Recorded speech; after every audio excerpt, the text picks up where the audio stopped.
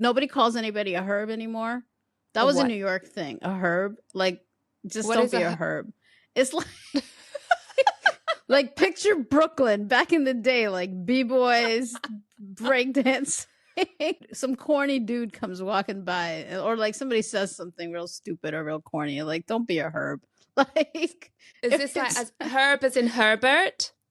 I don't know what the origins of herb are. Don't challenge me on my etymology of the street But slang. I'm like, it's confusing to me because Americans usually drop the H on the herb. When there's like, you're going to do some seasoning, you're going to put some herbs on. You drop that H. There's no H. It's herbs. Not the herb. hard So, like, H means that you're corny.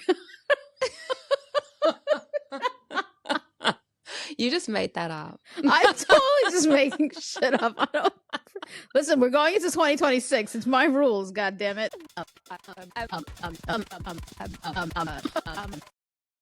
I'm not a Christmas girly. I spent Christmas Eve aimlessly wandering around a Home Depot. I think I am a Christmas girly, not in the traditional sense of the word.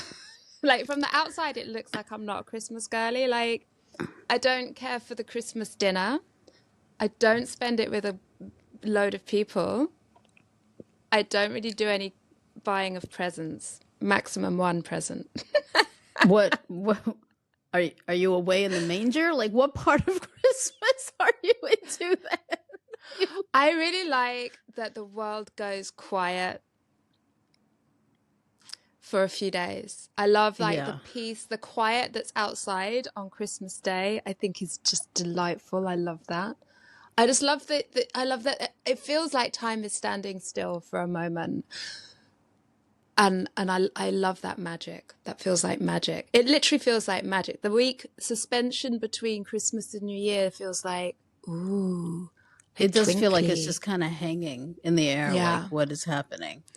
Yeah. So in that regard, I think I am a Christmas girly. But I don't buy into the food. I don't buy into the consumerism. And I don't want to see too many people. Just give me the quiet and the time. You're a quiet and time off girly. So here's my question. Like, Spotify started the recap, right? And now every single thing that I subscribed to gave me a recap. And now I'm like, you've killed the recap. Because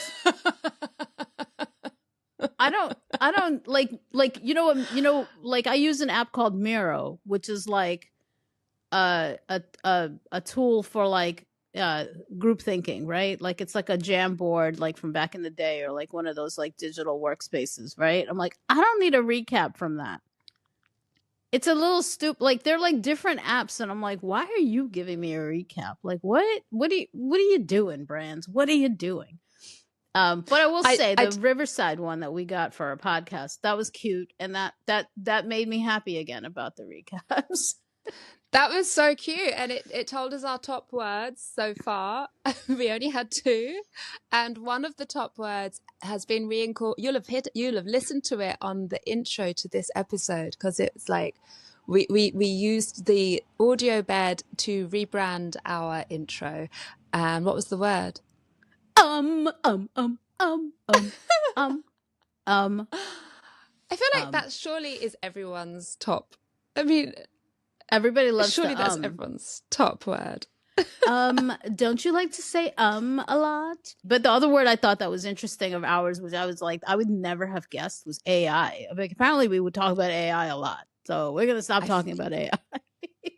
We probably won't stop talking about AI. I feel like I know everyone is talking about AI. It's what it's worrying. I do currently pay money to an AI service every month, and I think I need to stop. I don't think I should be supporting this tool. I should just use it for free. I don't think I should be supporting which one do you support? Probably the worst one. The ChatGPT? No, that's not the worst one, actually. The worst one is Grok, isn't it? That's the worst one. Oh, no, you can't go on Grok. What are you doing on Grok? I'm not on Grok. Oh my God, I'm not on Grok. Oh, that's not the one. You're saying that's the... Like... Yeah, that's the worst one, for sure. Just because, even if it's not, it's Elon. That's definitely the worst one. Which one do I pay for Midjourney because I like Midjourney and I like being like I find myself using that for work. But I agree with you. Like I'm like, God, the amount of water and the amount of resources and the amount of destruction to people's lives that AI is doing. This is again, look at us. We're talking about AI. I just we're not talking about AI. That's not what this episode is about. You were going to tell me about your Friends recap. Tell me about Which your is Friends very recap. analog. So my Friends recap made me smile so much when I saw it on my feed on Instagram. I've known her since the 90s, so I think that our friendship is also pretty analog. On her recap, music-wise, she had photos of her records that she had played most that year, so that were most on her turntable. So they were physical, and she had taken a photo of each album cover in situ, like that's leaning very cool. against. It was very cool. It made me actually want to buy records a turntable again. No, I have a turntable. Oh, you have a turntable, a little records. Yeah. Some I records started playing my mum's records. Records just have a nice sound to them, right? Like it's real nice, you know. There's nothing like dropping that needle onto that groove. I have a whole bag of records in the other room that I like. I don't have a record player. I just got a bag of records. So I was thinking you should get yourself a turntable. So I was thinking like I'd love to maybe buy one. This is a thing I'd like to bring into 2026. I'd like to buy one record a month for 2026. Treat myself to one album each month, very thoughtfully.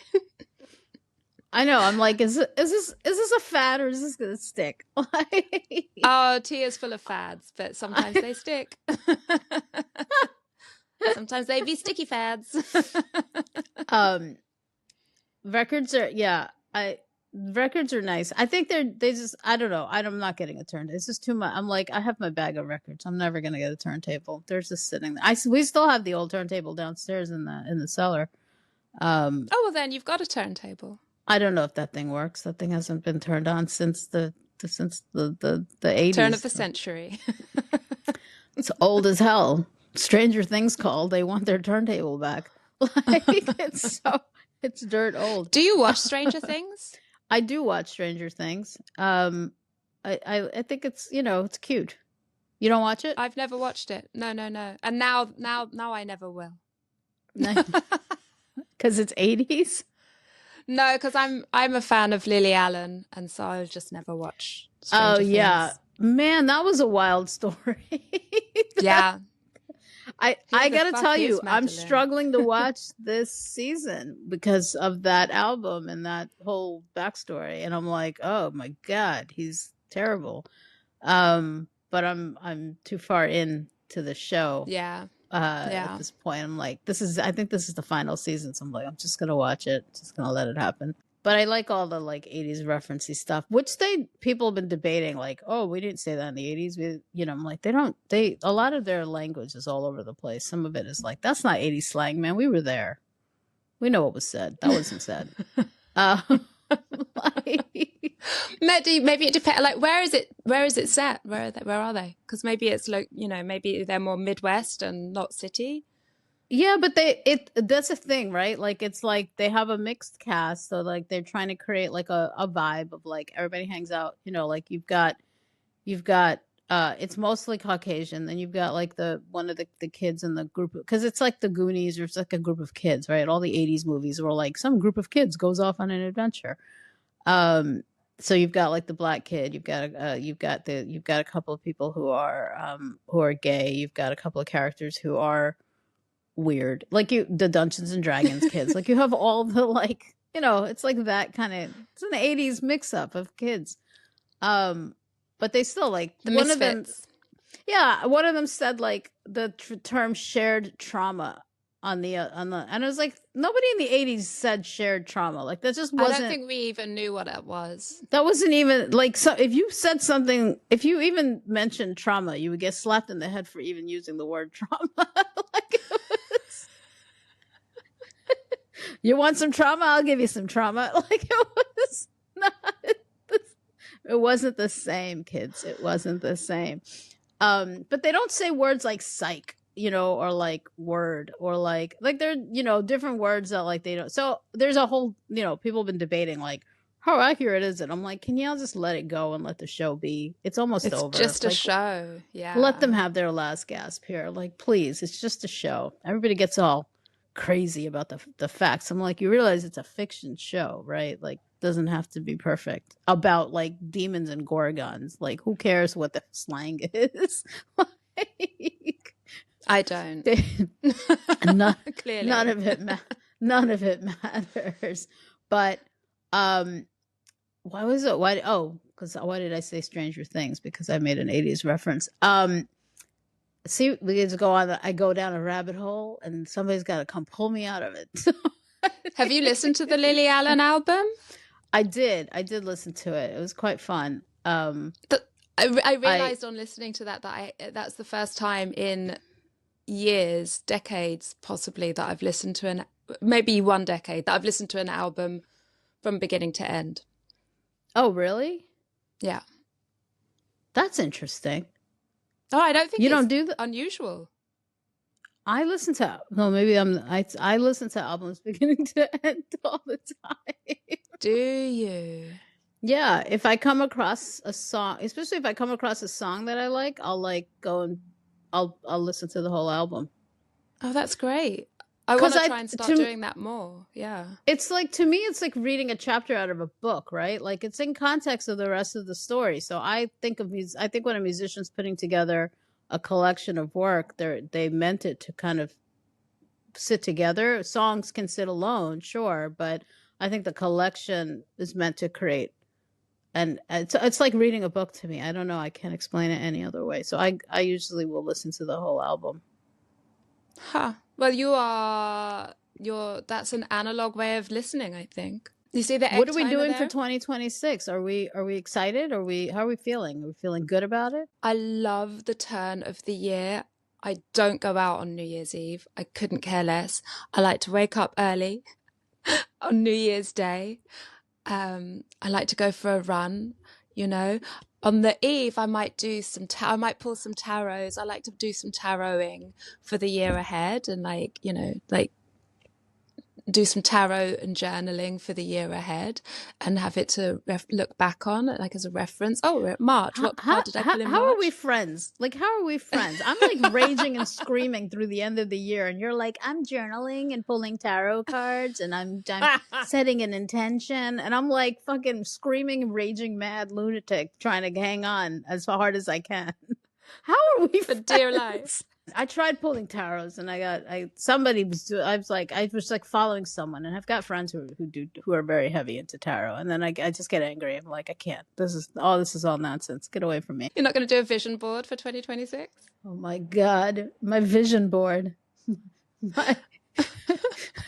I have my disillusion board. You guys have resolutions. I've got a disillusion board. I have an early birthday. I'm a February birthday, so for me, like, this time of year, it just churns me into like oh my God, how old are you? Jesus, I'm still going. This is still going. It's all still going. I don't do well at this time of year, as you know.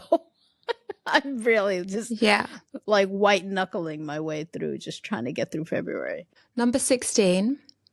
Oh. What do you value most in a friendship? I value like acceptance, like radical acceptance of like, whoever you are, however you want to be, however you sort of walk in life. If you're well-intentioned and you're like an honest sort of spirit walking, like we just went through this thing of like, how are we friends? We're so different in a lot of ways, right?